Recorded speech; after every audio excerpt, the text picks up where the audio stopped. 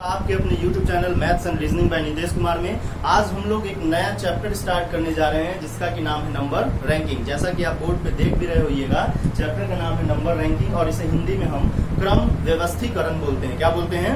क्रम व्यवस्थीकरण। और इस चैप्टर के अंदर आने वाले 3 जो बेसिक कंसेप्ट है उसे हम इस वीडियो में डिस्कस करने जा रहे हैं। और वो 3 बेसिक कंसेप्ट जिसपे बेस्ट क्वेश्चन भी रहता है एग्जाम में, वो क्या है?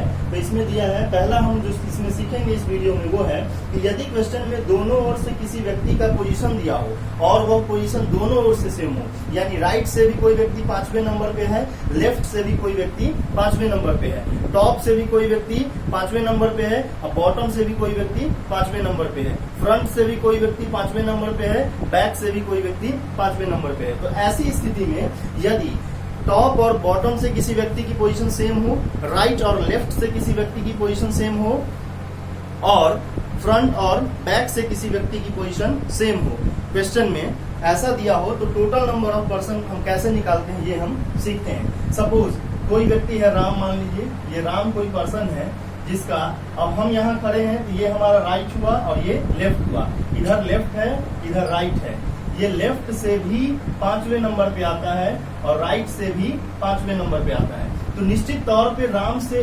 पहले इधर भी 4 पर्सन होगा और राम के बाद इधर भी 4 पर्सन होगा, क्योंकि इधर से हम यदि काउंट करते हैं तो 1 2 3 4, 1 2 3 और 4, इसके बाद राम आता होगा 5वें नंबर पे। और यदि इधर से काउंट करते हैं तो 1 2 3 4, यानी 1 2 3 4 और 5वें नंबर पे राम आता होगा। आप नॉर्मली इसे चाहे काउंट करना तो काउंट करके भी बता सकते हैं कि टोटल कितना होगा, इसमें टोटल क्या आ रहा है। तो टोटल 1 2 3 4 5 6 7 8 9, टोटल कितना हो गया? 9 हो गया।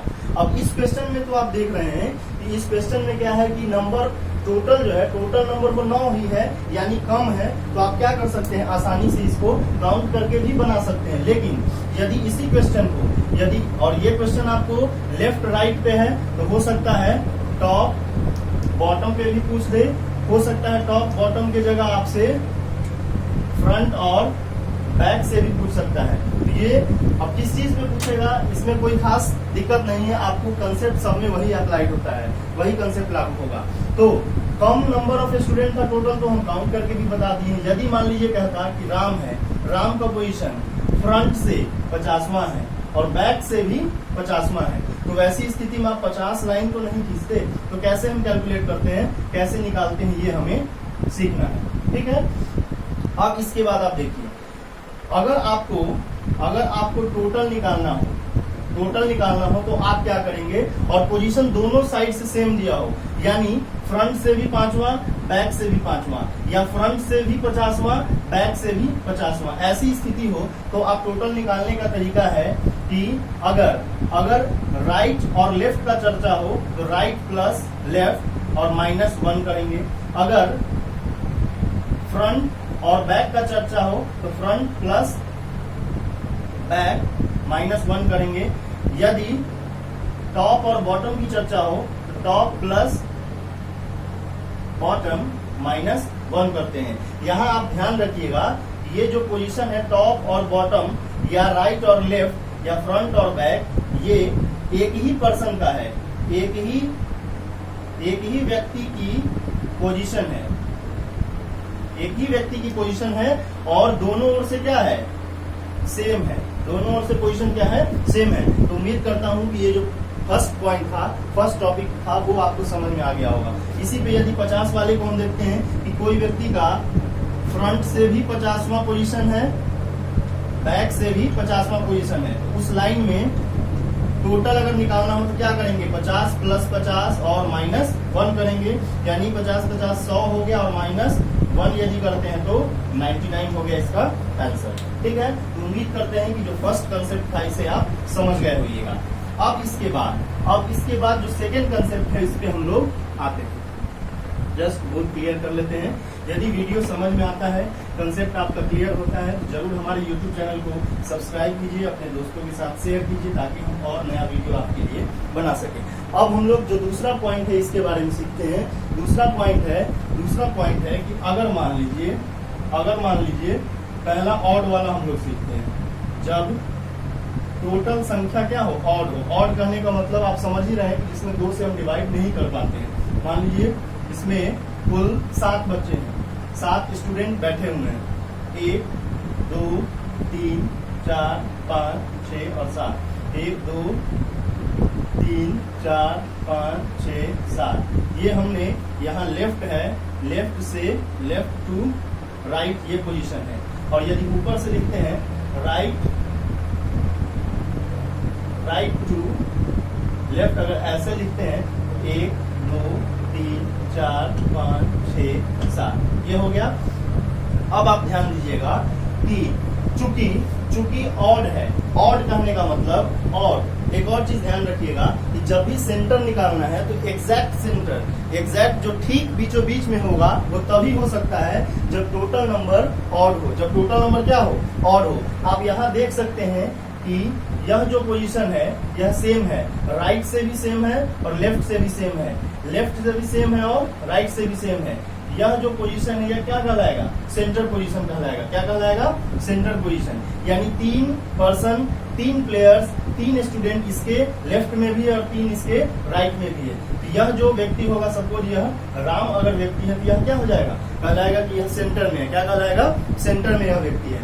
अब इसके बाद आप देखिए सिंपल, ये तो छोटा था, 7 व्यक्ति था तो आप आसानी से निकाल लिए हैं।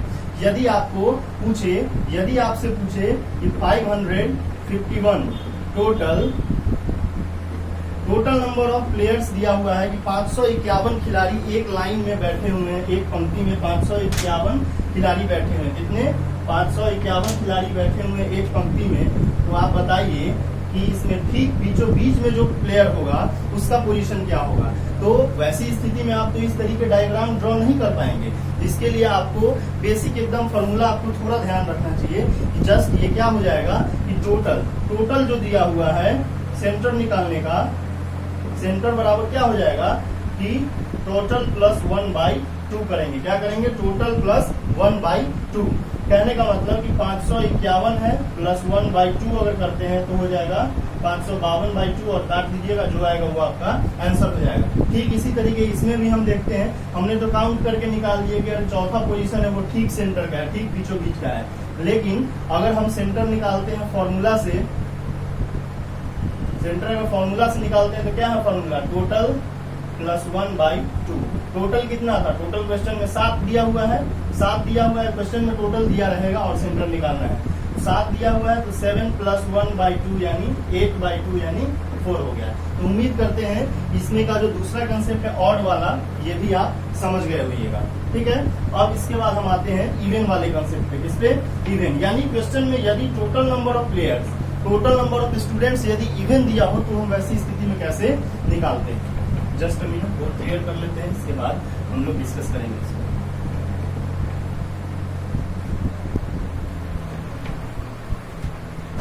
सिंपली आप छोटे क्वेश्चन से देखिए। यदि मान लेते हैं कि इस लाइन में 5 इवन वाला हम लोग को देखना है, 6 व्यक्ति है, 1 2 3 4 5 और 6। ठीक है, अब 6 व्यक्ति है, इसमें यदि आप एग्जैक्ट सेंटर की बात करते हैं तो एग्जैक्ट सेंटर आप नहीं निकाल पाएंगे, क्योंकि आप देख सकते हैं 2 व्यक्ति लेफ्ट हो गया, 2 व्यक्ति राइट हो गया। ये जो 2 बीच में बच रहा है ये होगा इसका सेंटर वाला। अब इसको निकालने का, ये तो कम था तो हमने काउंट करके देख लिया, क्योंकि ठीक बीचों बीच तभी आएगा जब total number of student, total number of person, total number of players या जो भी क्वेश्चन में दिया हुआ है वो यदि ऑड होगा तभी हम एग्जैक्टली सेंटर डिसाइड कर पाएंगे। और यदि इवन होगा तो इवन में सेंटर कैलकुलेट करने का, व्हेन टोटल इज इवन, जब टोटल इवन दिया हो तो सेंटर कैसे निकलता है, तो सेंटर 2 होगा। आप देख रहे हैं कि एक तो ये है और एक तो ये है, तो सेंटर होता है, एक तो हो जाएगा कि हाफ ऑफ द टोटल एक होगा, और दूसरा हो जाएगा half of the total plus 1 हो जाएगा। ठीक है, जैसे इसमें ही हम देखते हैं टोटल कितना था, टोटल है 6, इसका पहला हाफ ऑफ द टोटल यानी 6 का हाफ अगर करते हैं तो 3 हो गया, और दूसरा क्या है half of the total plus 1 यानी 3 और प्लस 1 यानी 4। तो थर्ड और फोर्थ पोजीशन वाला सेंटर में है, तो आप इस तरीके भी निकाल सकते हैं। तो उम्मीद करते हैं कि दूसरा क्वेश्चन भी आपको या दूसरा कंसेप्ट जो हमने बताया यह भी आपके लिए क्लियर होगा। अब इसके बाद हम चलते हैं नेक्स्ट क्वेश्चन पे। आप इसको जरा ध्यान से समझिएगा, इसको जरा ध्यान से समझिएगा। अब है कि इस क्वेश्चन में ये जो कंसेप्ट है इसमें हमने आपको बताया कि यदि क्वेश्चन में टोटल दिया हो और राइट से किसी व्यक्ति की पोजीशन दिया है तो लेफ्ट से कैसे निकालते हैं, टॉप से यदि किसी व्यक्ति का पोजीशन दिया है तो बॉटम से कैसे निकालते हैं, फ्रंट से किसी व्यक्ति का पोजीशन दिया है तो बैक से कैसे निकालते हैं, ये हम लोग अब सीखने वाले हैं। बोर्ड थोड़ा क्लियर कर लेते हैं। तो अब इसके बाद बस इस वीडियो का यह लास्ट कंसेप्ट है।